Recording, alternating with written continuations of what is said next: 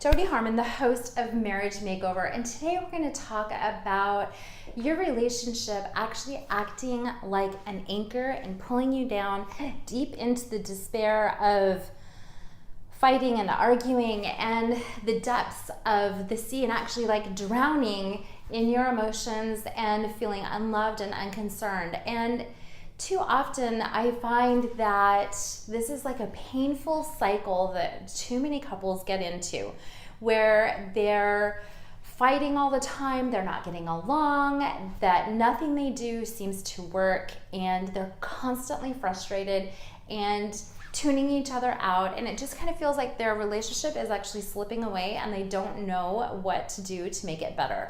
And too often this is what kind of leads into divorce. And so if you can catch this before it gets too far, there is hope. Well, there's still hope even if you're on the verge of divorce. There is hope that you can actually turn it around.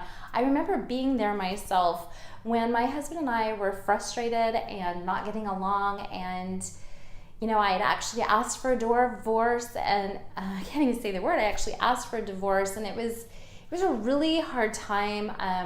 Our kids didn't really know that I had asked for a divorce, but I'm sure that they could tell because we were not talking. We were distant. We were living in the same house, but we were kind of just like we were just roommates, and I felt like we were so disconnected from one another, and I couldn't talk to him about anything, and I didn't know if I trusted him as far as my emotions, as far as, loving me. And I wasn't sure if the love was actually still there and if it could actually come back. And this was so frustrating to me because I didn't want a divorce, because I had lived through my parents getting divorced and it actually was not that much fun.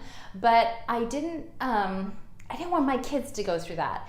And so what I found is that I actually had to change myself in the way that I was viewing and treating my husband in order to save our marriage. And so a couple things that I did to stop that painful cycle of fighting and arguing and bickering so much is we actually had to stop letting the past suck the life out of us. I kept, every time we'd get in an argument, I'd be like, well, remember this and remember that. And even though it was, 5 years ago, even though it was 6 years ago, even though it was a couple months ago, that conversation should have been over and done. At least to my husband it was, but to me, it was still real, and I was still feeling those emotions, and I was still hurt, and I was still angry, and I just couldn't let go.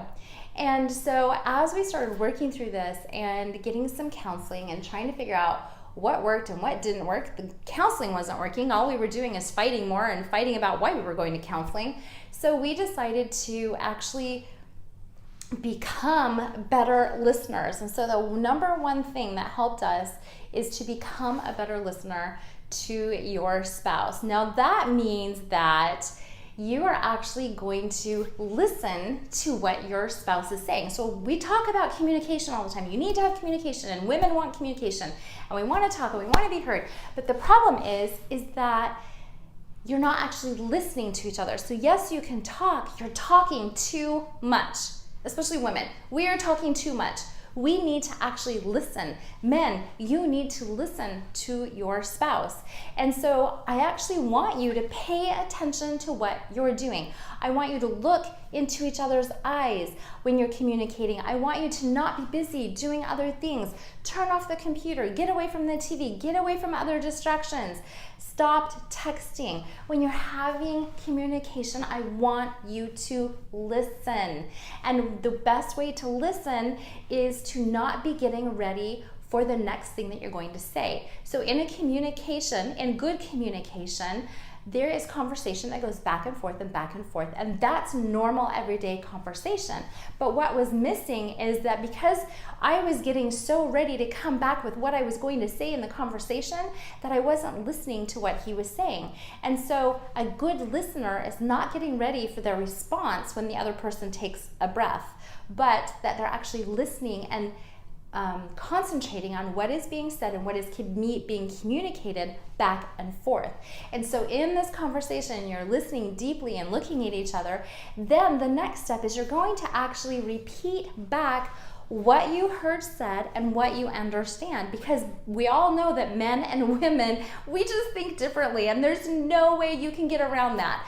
But what I found is that just because I say something and the way he interprets it is not the same, and I do the same thing. Like, he'll say something and he'll think it's all done, and I'm like, but wait. And so we have to take that time to actually communicate back and forth and be understood for what is being communicated. So you're going to listen, become a good listener. You're going to repeat back what was said and what you understand to have said.